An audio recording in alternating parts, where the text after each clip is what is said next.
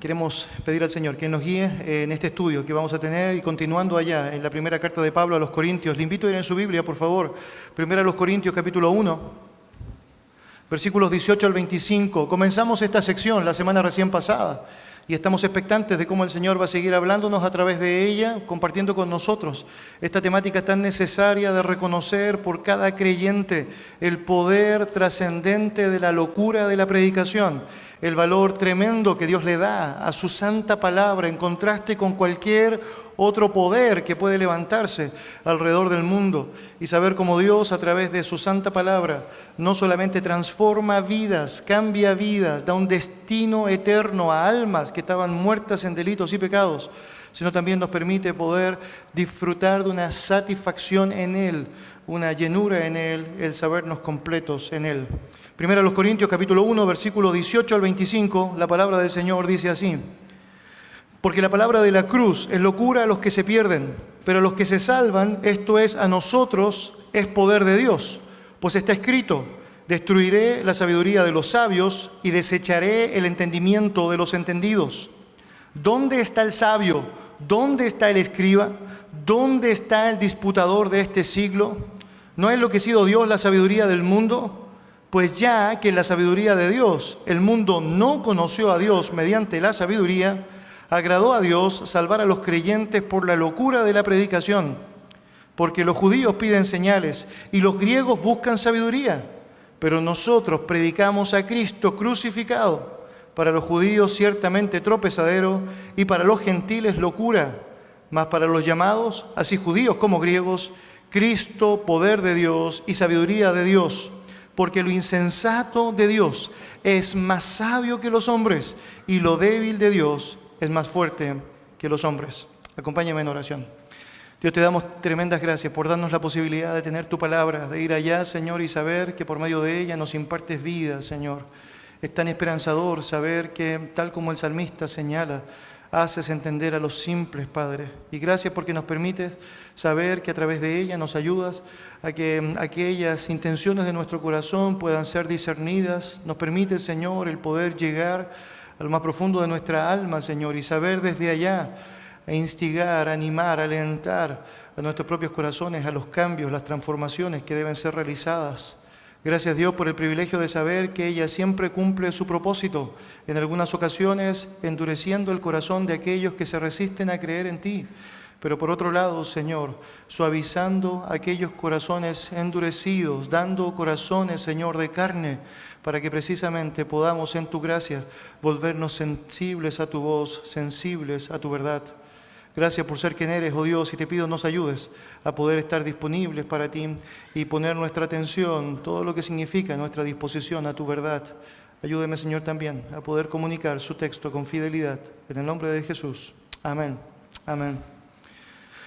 Pablo se ha encargado a través de este texto, de manera general, de poder compartir con nosotros grandes marcas de lo que es este contraste existente entre la sabiduría humana, ese entendimiento que el hombre tiene de que sabe hacerlo mejor y que claramente tiene un mejor entendimiento de lo que es correcto, y por otro lado la verdadera sabiduría divina, aquella que tiene que ver con Dios, la revelación que Dios ha dado por medio de su palabra, que ha sido muy explícita a través de su evangelio y que naturalmente sabemos a través de aquello da la vida que el hombre necesita disfrutar y poseer.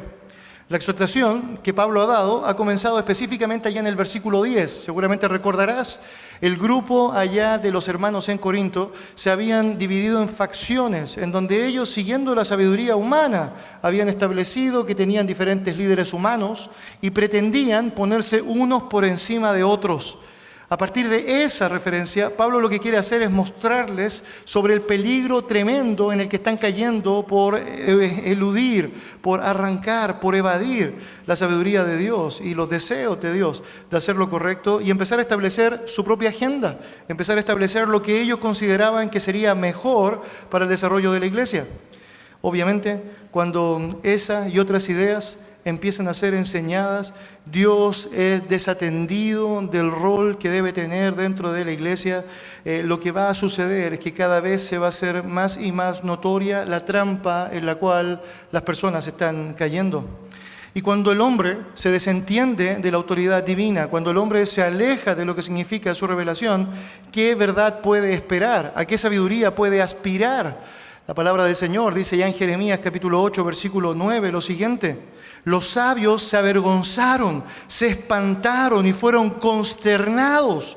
He aquí que aborrecieron la palabra de Jehová. ¿Y qué sabiduría tienen? Y es porque naturalmente, en el momento en el cual las personas deciden desatenderse de la verdad de Dios, alejarse o distanciarse de lo que significa su santa palabra, no tienes ninguna posibilidad de poder tener la fuente correcta y vital de la revelación de Dios, la fuente correcta y vital de la sabiduría. Cualquier intento por actuar sabiamente lejos de la palabra de Dios no es otra cosa que necedad a los ojos de Él. Por lo tanto, naturalmente necesitamos considerar qué es lo que estamos haciendo. Las personas en general necesitan meditar en esta realidad, es porque cuando te alejas de la palabra de Dios, ¿a cuál sabiduría realmente puedes aspirar? Y bueno, la Biblia da la respuesta de cuál es esa sabiduría. En el libro de Santiago, capítulo 3, versículo 15, el autor menciona allá porque esta sabiduría no es la que desciende de lo alto, sino que es terrenal, animal y diabólica. Ahora, permíteme mostrar eso, muy interesante, porque la palabra del Señor tiene mucho sentido al darnos palabras específicas para hablarnos del contraste de la sabiduría divina, la que viene de lo alto, con la sabiduría terrenal, animal, diabólica. Obviamente, si la sabiduría es animal, usted tiene que asumir, yo tengo que asumir que esta va a ser sensual, va a ser carnal, esta va a estar vinculada al mundo incrédulo. La Biblia dice en el libro de Judas que los sensuales son los que no tienen el espíritu y naturalmente esta será la inclinación permanente del corazón. Vamos a ser motivados por los sentimientos, por las emociones, vamos a ser instigados por los apetitos, por las conductas, por los impulsos. Naturalmente todas estas cosas son incorrectas. Tal sabiduría no solo busca solamente alimentar la carne, y eso ya es un error garrafal, sino que también está enloquecida, según dice 1 Corintios 1:20. La sabiduría del hombre, en sus mejores fuerzas, esa sabiduría que sale descrita en el texto como sabiduría terrenal, es decir, básicamente no va a pasar del mundo material. Es decir, la sabiduría que el hombre en sus mejores fuerzas puede llevar adelante simplemente es aquella que él puede comprobar materialmente, la que está limitada a este mundo en el cual nos encontramos. Por naturaleza, esencialmente, por definición, siempre aquella sabiduría terrenal va a estar limitada o restringida a las cosas que el hombre puede descubrir, a las cosas que el hombre puede teorizar o lograr por sí mismo. Pero eso deja afuera un amplio espectro de sabiduría que tiene que ver básicamente con la iluminación espiritual, con la revelación de Dios, con aquello que se encierra simplemente en el corazón de nuestro Dios y que ha entregado a través de su palabra, y que el hombre natural no puede discernir porque no tiene el Espíritu Santo para poder llegar a una conclusión certera. Finalmente, aunque sea humana, terrenal o carnal, la raíz de esta sabiduría es Satanás mismo. De hecho, nota allá que el texto dice que esta sabiduría que el hombre puede obtener en sus mejores fuerzas tiene que ver con sabiduría terrenal, animal y diabólica. Él siempre, Satanás siempre, se ha encargado de prometer a las personas sabiduría. Y obviamente en ese contexto les tienta a eso. Tú vas a notar que todo eso comenzó en el huerto del Edén. Él está allá engañando a la mujer y mencionándole por medio de la tentación allá que naturalmente sabe Dios que el día en que comáis ciertamente de este fruto seréis como Dios, serán abiertos vuestros ojos sabiendo el bien y el mal. Y desde allí comenzó a implantar este deseo que es tan común en el hombre hasta nuestros días, esto de hacerse a sí mismo Dios, el pensar que yo mismo puedo decidir lo que es mejor para mi vida, que yo mismo debo seguir las intenciones de mi propio corazón. Y naturalmente todo eso, sabemos, está absolutamente limitado y no tiene un futuro en sí mismo de piedad. ¿Te das cuenta? ¿Por qué es tan peligroso aspirar a la sabiduría de este mundo? Es que no hay ninguna expectativa correcta, no hay ninguna expectativa suficiente que puede satisfacer correctamente aquello que debe ser satisfacido solo con Dios a través de este proceso, a través de buscar esto que es impropio.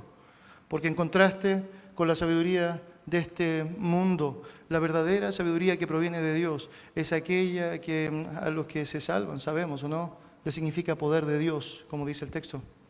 Si usted está en su Biblia ya, mira lo que dice el versículo 19. El texto dice, pues está escrito, destruiré la sabiduría de los sabios y desecharé el entendimiento de los entendidos. Y es porque para fundamentar aún más lo que significa la condenación que Pablo tiene de la sabiduría humana, él está citando a Isaías capítulo 29, versículo 14. Y lo que hace allá es mostrar por contexto qué es lo que pasó. Recordarás, mencioné algo de eso la semana recién pasada, Senaquerib con los asirios querían tomar Judá, obviamente tomar posesión de este lugar.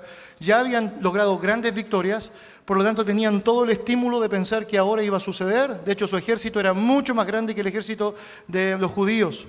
Y Dios le dice allá al profeta, le dice, mira, ustedes no van a hacer, es decir, nada, aparte de esperar y confiar, como yo me encargaré de hacer lo que yo puedo hacer. Y en la práctica eso sucedió. El ángel de Jehová, dice la Escritura, mató en una sola noche 185,000 hombres del ejército de los asirios. Y con esto, ¿cuál es la lección tremenda y preciosa? Es que no importa tu contingente militar, no importa la capacidad humana que tengas, no importa la estrategia que vayas a aplicar. Si Dios no está contigo, francamente no hay esperanza. Si el poder de Dios no actúa, francamente no hay esperanza. Y es en ese contexto en donde lo que quiere hacer Pablo es mostrarle, citar ese pasaje a ellos. Hey, queridos, no se engañen. No hay comparación entre el mejor de los esfuerzos de la sabiduría humana con el esfuerzo precioso y la manifestación preciosa de la sabiduría de nuestro Dios. Quien quiere confrontar a Dios con la sabiduría del mundo va a saber, debe saber que está perdido, que está perdido. Si usted nota allá cómo continúa el texto, vas a ver cómo el versículo 20 está haciendo preguntas específicas. Con ello, en la mente del apóstol, allá hay formas que quieren ser tratadas. Allá, mira lo que dice, versículo 20 en adelante. Dice, ¿dónde está el sabio? ¿Dónde está el escriba? ¿Dónde está el disputador de este siglo? ¿No ha enloquecido Dios la sabiduría del mundo? Tienes 4 preguntas específicas a través de ellas. Está básicamente resumiendo lo que dijo en el versículo 18 y está mencionando con mayor detalle lo que fundamenta en el versículo 19. El énfasis claramente recae en Dios, en su poder, en la capacidad de hacer lo que Él considera que es mejor y que sabemos es mejor. Y cómo aquello puede destruir fácilmente la sabiduría de los sabios. Mira la primera pregunta. ¿Dónde está el sabio? ¿Dónde está el sabio? Parece ser otra cita que está usando Pablo allá de Isaías capítulo 19, versículo 12, en donde el profeta está haciendo un oráculo en contra de Egipto, muy interesante. Y hablando en contra de Egipto, en un momento específico, les pregunta, ¿dónde están los sabios? Haciendo mención de los sabios del tiempo de Moisés y Faraón. ¿Recuerda la historia allá? Estos sabios hacían un montón de cosas. En muchas ocasiones emulaban los mismos milagros que estaba llevando adelante Moisés, pero tenía corta duración. Y cuando claramente, es decir, tenía que llegarse a una solución específica, ellos quedaban absolutamente cortos. Y allá hay una ironía que está utilizando Pablo al citar precisamente esa ironía que inicialmente Isaías está describiendo. ¿Dónde están los sabios realmente?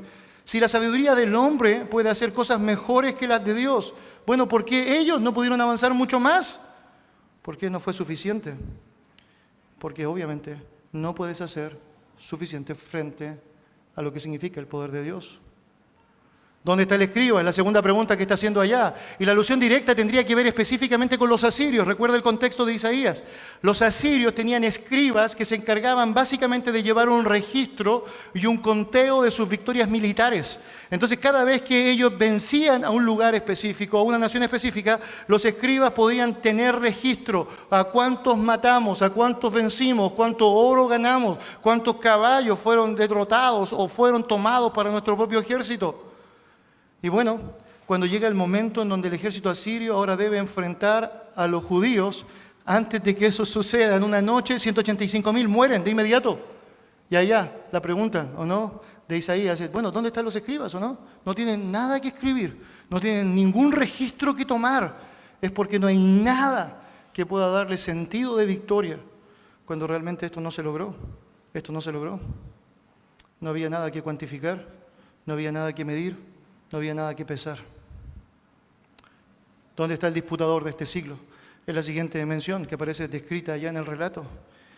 Tiene mucho sentido allá, pensando en el contexto específico en donde Pablo está escribiendo. Recuerda, allá es una cultura influenciada por los griegos, en donde esta idea de los polémicos, esta idea de aquellos que valoraban mucho más la capacidad oratoria, la forma de hablar, la manera de discutir con una alta crítica en cuanto a lo que significa las conversaciones de unos para con otros, estaba resaltando con mucha fuerza.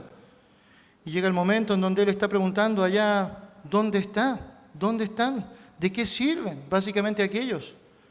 Muy interesante la palabra o la frase completa, ¿dónde está el disputador de este siglo? Ese siglo, naturalmente, es una descripción que está hablando de lo que significa el poder que está limitado simplemente a este siglo. Es decir, no va más allá de esto. Es decir, en el mejor de los casos serás un gran debatidor, un gran conversador, probablemente tendrás una gran oratoria, pero no pasas de este siglo. Esa es la verdad. Cuando te distancias de Dios y lo que significa su propia sabiduría, es hasta ahí, simplemente donde puedes llegar. Y la pregunta es, ¿dónde está? ¿Qué tan beneficioso es en la práctica? ¿Qué tan bueno ha sido la existencia de los grandes oradores de nuestra vida en el siglo en el cual nos encontramos? Y es evidente que la respuesta es negativa. No hay una respuesta aceptable frente a eso en comparación con el efecto del poder de Dios, el efecto transformador del poder de Dios en la vida de las personas. Piénselo así. En pocas ocasiones nuestra generación ha estado con todas las posibilidades de accesibilidad, como también de todo lo que tiene que ver con los criterios de ayuda o de ciencia para poder desarrollar todo aquello que tiene que ver con todas las áreas imaginables que pudieses allá pensar en cuanto a la comunicación o la tecnología. Estamos llenos de expertos en todas las áreas que tú pudieses pensar. Pero por más cercanía que exista a través de la lógica de la comunicación, más distantes se encuentran los seres humanos de la realidad del uno para con el otro. Y eso tiene algo que llama la atención, ¿no? Mientras más sigue la gente creciendo en su conocimiento intelectual y formando mucho más ciertos conocimientos que antes estaban completamente velados en términos de lo que es el conocimiento por el conocimiento, te vas a dar cuenta que si cada vez crece mucho más el temor, la confusión, la corrupción. Y eso es bien extraño, bien extraño. Y es porque en el mejor de los casos simplemente todo este conocimiento no hace más que tratar la superficie de las problemáticas porque no puede llegar directamente al corazón de los problemas, que sabemos que es donde está realmente el gran problema, nuestra lejanía de Dios, el pecado y todo lo que nos distancia de Él. Hacemos bien en reflexionar en eso, ¿no? Y preguntarnos de alguna manera, es decir, ¿por qué es tan peligroso el dar crédito a la sabiduría de este mundo? ¿Por qué deberíamos hacerlo? ¿Por qué deberíamos pensar que es una buena idea poder seguir avanzando allá, tomando un modelo que sabemos no tiene gran sentido? Por más que el hombre ha avanzado, por más que el hombre ha tenido mayor conocimiento, es decir, seguimos teniendo guerras, seguimos teniendo hambruna, seguimos teniendo problemas, seguimos teniendo gente en pobreza, es decir, no ha solucionado nada. De hecho, lo que deberíamos decir es que mientras más aumenta el nivel de la ciencia, es decir, menos o más se está manifestando también la decreciente moral. Es decir, somos más inmorales. ¿De qué ha servido todo eso? ¿De qué ha servido pensar que de alguna u otra manera vale la pena tomar modelos o patrones del mundo cuando realmente nada de eso ha demostrado funcionar en contraste con el poder transformador de Dios y su palabra? Mis queridos, es natural asumir que el hombre en la actualidad, que está más instruido que sus antepasados, debería ser una persona más ética. No lo es. Más moral. No lo es. De hecho, grandes de los hombres que se han levantado como héroes de lo que significa el conocimiento, la tecnología o lo que sea, terminan siendo hombres que asumen ciertas prácticas que son o despóticas o corruptas o tiránicas. Bueno, allá está, allá está.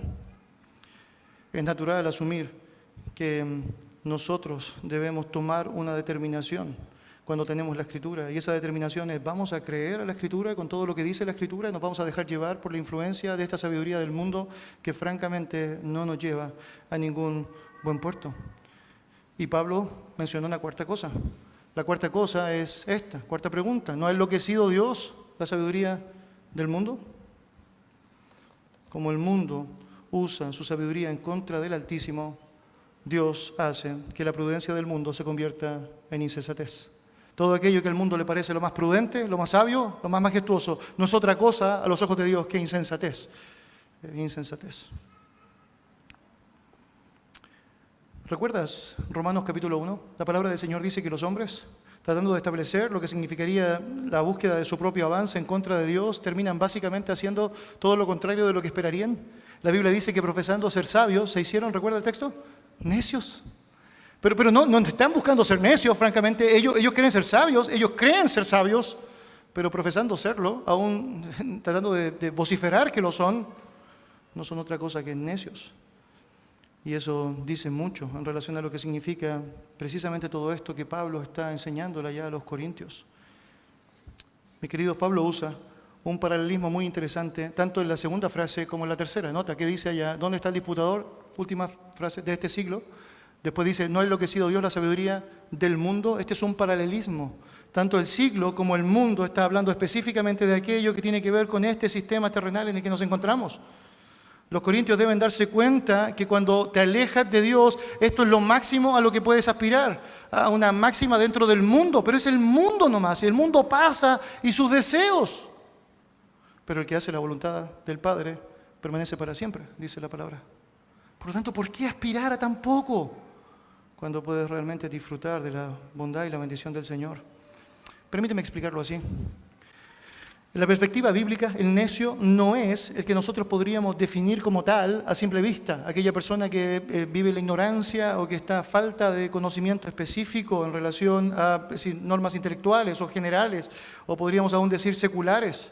Cuando tú miras la Biblia te das cuenta que puede ser completamente necio y muy educado. De hecho, puede ser absolutamente reconocido por tu educación en el mundo a través de grandes reconocimientos mundanos. Pero puede ser tan necio, pero tan necio ante los ojos de Dios, que nada de eso sirve para tu eternidad. Nada de eso sirve para tu eternidad. De hecho, cuando miras la Escritura te das cuenta de varias características que llaman profundamente la atención. Por ejemplo, la palabra del Señor dice que el necio tiene confianza absoluta de sí mismo. Dice el que confía en su propio corazón es necio. La palabra del Señor también está diciendo que Él juzga asuntos de acuerdo a sus propias normas establecidas, que está seguro de que puede confiar en su propia racionalidad, en su propio intelecto, en lo que Él sabe, está convencido de que eso es lo mejor que podría suceder. De hecho, Proverbios capítulo 14, versículo 16, dice allá, el insensato se muestra insolente y confiado. No solamente está tan seguro en todo aquello humano que conoce, sino que además es insolente contra el resto. ¿Qué sabes tú? ¿Quién eres tú para decirme a mí lo que es la verdad? ¿No te parece familiar? La sabiduría que aparece descrita ya como sabiduría del mundo no es otra cosa que aquello que atesora, pero que no va a tener gran avance, no va a tener gran resultado en lo que significa el desarrollo de su propia vida. El hecho práctico es que aquella persona necia va a estar burlonamente alardeando del conocimiento que tiene. La palabra del Señor dice, el corazón de los necios publica la necedad. No hay duda que quiere dejar en evidencia que realmente es necio a través de lo que aflora por ese corazón tan engañoso y perverso. Mis queridos, cuando miramos la Escritura nos damos cuenta que el necio está alimentándose permanentemente de necedades, por lo tanto será natural que no querrá juntarse con alguien que quiera hablarle de la verdad de Dios y que querrá generar un círculo cada vez más creciente de aquellos que comparten su propia necedad. Y en ese contexto estará alimentándose y alimentándose de ello. Según la palabra del Señor es tan interesante que aún hace lo que hace un perro cuando vuelve a su vómito. Estoy citando literalmente Proverbios capítulo 26. Vuelve constantemente a su vómito como el necio que vuelve a su necedad.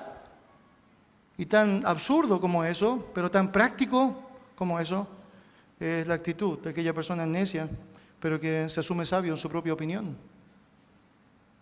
Y si avanzas, te das cuenta que no hay reverencia ante Dios, de hecho blasfema poderosamente en contra de Dios, lo que dice Salmo 74, obviamente rechaza los mandamientos de Dios. El necio dice en su corazón, no hay Dios, según Salmo capítulo 14. Vive y razona de una manera atea. Él sirve obviamente a las criaturas antes que al Creador, porque no le interesa obviamente considerar al Creador. El hombre que oye las palabras de Cristo y no las hace es comparado con un necio que construye su casa sobre la arena cuando vienen los mismos vientos que va a enfrentar el sabio, las mismas tormentas que puede enfrentar el sabio, no se mantiene en pie porque su base ha sido superflua, inestable. Y obviamente el hombre que reprime la revelación general de Dios, bueno, está condenado. Se le describe en la palabra del Señor, Romanos 1:18, como un necio. Es evidente entonces que aquel necio que aparece descrito en la palabra del Señor es aquel que no hace de Dios y su revelación el punto central de su vida. Esta es la marca distintiva del necio, aquel que rechaza la revelación de Dios y establece su propio estándar como la verdad. Es que yo creo que esto es lo mejor, yo pienso que esto va a funcionar, yo creo que esto es mejor que lo que se le podría haber ocurrido a Dios. Eso es necio, es necio. Y obviamente persistir en aquella realidad no hace otra cosa que establecer, es decir, el propio destino del necio. La palabra del Señor dice, la boca del necio es quebrantamiento para sí y sus labios son lazo para su alma. ¿Eso es lo que quieres? ¿Eso es lo que tendrás? No podrás soportar el juicio de Dios, según el Salmo, capítulo 5, versículo 5, precisamente por la necedad albergada en tu corazón. Por eso es tan indispensable no desatenderse de la única voz verdadera, la única revelación perfecta, la única ley de Jehová que ha sido compartida con el hombre y que nos dice la verdad, que nos enseña lo que debemos hacer, que nos muestra el camino correcto, y jamás pensar que estas dos cosas pueden ser comparables o que pueden ser unidas. La sabiduría del mundo se encuentra a un abismo de distancia con lo que significa la sabiduría de Dios. Si el mundo dice algo distinto a lo que dice Dios, el mundo es mentiroso. Si usted dice algo distinto a lo que dice Dios, si yo digo algo distinto a lo que dice Dios, sea hallado todo hombre mentiroso. Es porque su verdad es la verdad divina. Su verdad es lo que trasciende. Por eso es tan importante que nunca pienses que puedes compararla con esa predicación del Cristo crucificado, que a los que se salvan es poder de Dios. Mira lo que dice 1 Corintios capítulo 1, versículo 21. Pues ya que la sabiduría de Dios, el mundo no conoció a Dios, mediante la sabiduría agradó a Dios salvar a los creyentes por la locura de la predicación. Y nota lo que está diciendo allá. Es decir, el hombre en sus mejores esfuerzos no puede ofrecer un camino que pueda ayudarle a llegar correctamente a la verdad, llegar a Dios. Por lo tanto, Dios mismo establece un camino. Ese camino es mediante la predicación del Evangelio, la predicación del Cristo crucificado. La locura de la predicación.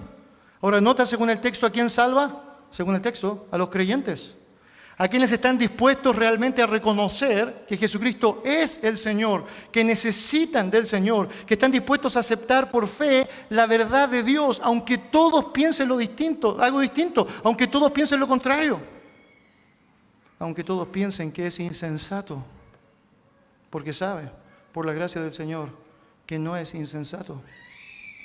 Y es porque la sencillez del Evangelio da lo que la complejidad de la sabiduría del hombre jamás puede provocar. Jamás. Por lo mismo, más adelante, el apóstol Pablo va a decir en 1 Corintios capítulo 3, versículo 18, nadie se engañe a sí mismo. Si alguno entre vosotros se cree sabio en este siglo, hágase ignorante para que llegue a ser sabio. ¿Nota lo que está diciendo? Si tu idea va a ser básicamente compararte con el mundo y seguir la sabiduría del mundo, es mejor. Sea ignorante. La sencillez del Evangelio, la sencillez de la palabra del Señor, la verdad revelada por Dios. La palabra allá es muy clara para mostrarnos que no es la autoexaltación la que debe promoverse, sino más bien la humillación ante un Dios real, vivo, existente.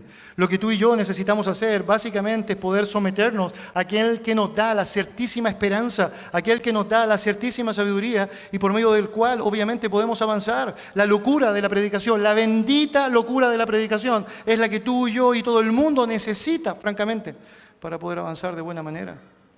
La palabra predicación, allá en el texto, apunta específicamente al contenido del mensaje. Nota lo que está hablando allá en el contexto, ¿no? La palabra de la cruz, la palabra del poder, dice allá en el contexto también. Es evidente que el punto de Pablo es contrastar cualquier tipo de predicación que se aleja de ese mensaje central. Por eso es tan peligroso cuando pastores en diferentes iglesias, con tal de hacerse modernos, tratan de unir el mensaje de Dios con un mensaje popular a la gente, atractivo a las personas. No dices la verdad o dices media verdad. Tratas de conseguir algo que será tremendamente pasajero como popularidad a las personas a las cuales le estás hablando. Pero lo único que pasa es que termina siendo un ciego que está guiando a otros ciegos. Y eso es todo. Y eso es todo. No hay más. Lo que necesitamos, hermanos, es ir al sencillo, absurdo y loco mensaje de la predicación, la que le salvó a usted, la que me salvó a mí, y no claudicar, no cambiar, no andar en rumbos distintos, permanecer en aquello que permanece para siempre. Permítame ser claro, ninguna persona mediante la intuición religiosa, ninguna persona mediante la razón natural va a poder llegar a conocer la verdad de Dios. Déjeme decirlo de nuevo. Ninguna persona mediante la intuición religiosa, ni ninguna persona mediante la razón natural podrá llegar a conocer la verdad de Dios. Es porque no se trata de conocimiento o intuición, se trata de revelación. Y Dios se encarga de revelarnos a través de la locura de la predicación, precisamente aquello que necesitamos tú y yo conocer, aquello que tú y yo necesitamos aprender, aquello es lo que necesitamos sostenernos. Es allí la razón de los versículos 22 al 24. Mire allá, si me acompaña por favor en su Biblia. Porque los judíos piden señales y los griegos buscan sabiduría, pero nosotros predicamos a Cristo crucificado. Para los judíos ciertamente tropezadero y para los gentiles locura, mas para los llamados así judíos como griegos, Cristo es poder de Dios y sabiduría de Dios. En vez de asumir la verdadera necesidad que tiene, la Biblia nos enseña que los judíos lo que hacían era pedir señales, y tenemos varios textos en donde eso está pasando, ¿no? Pedían señales, pedían señales, pedían señales. Y es tan loco todo eso porque no era otra cosa que una excusa para no creer, porque señales tuvieron. De hecho, tuvieron la señal más grande, según Cristo, la señal del profeta Jonás. ¿Recuerdan? Que así como estuvo 3 días dentro del pez, bueno, él estuvo 3 días y resucitó. ¡Wow! Y aún así no le creyeron. No era otra cosa que una excusa barata. Es que mirar cosas sobrenaturales no te va a salvar. No es precisamente aquello lo que es más importante para tu vida. Claramente no lo es. Estaba desatendiendo a Cristo y dándole un lugar más trascendente a aquellas cosas que podían ser hechas eventualmente por Él. ¿Nota eso? Es como reemplazar al Creador por la creación. Es que no tiene sentido. No tiene sentido.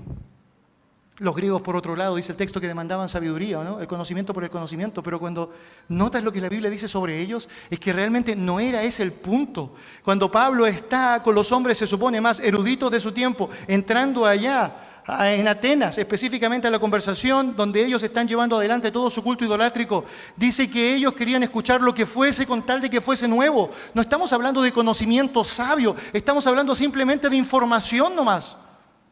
No es otra cosa que una excusa para no querer creer.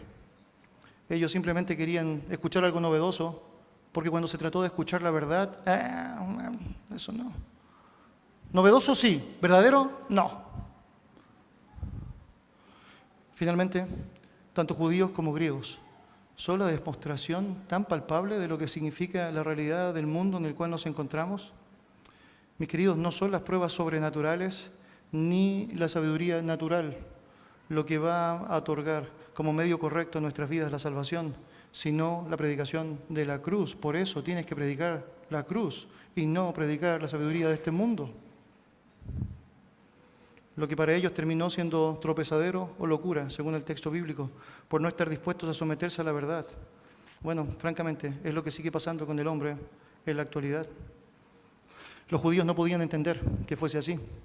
Querían un Mesías libertador que viniese inmediatamente y que tomara posesión, que destruyera el imperio romano. No podían aceptar un judío Mesías que naciera en un pesebre y que muriera en una cruz. Los romanos, con mayor razón, no podían aceptar que eso fuese así asumido, ¿no? Es decir, eso no entraba dentro de una concepción, ¿no? Es decir, los esclavos criminales se crucificaban en una cruz. ¿Cómo puede ser el Mesías? Y termina siendo todo eso un tropiezo para su propia realidad. Pero lo cierto es que ese esclavo criminal muerto en esa cruz está siendo precisamente aquel que nosotros tenemos el privilegio de tomar como nuestro Señor, aquel que era llamado como un criminal, es decir, un ladrón, un miserable, un maldito, es precisamente aquel que puede salvarnos y que puede salvar al mundo de su pecado. Nota lo que dice el verso 24, mas para los llamados así judíos como griegos, Cristo poder de Dios y sabiduría de Dios. Y esto es bien interesante, la verdad, yo necesito decir eso.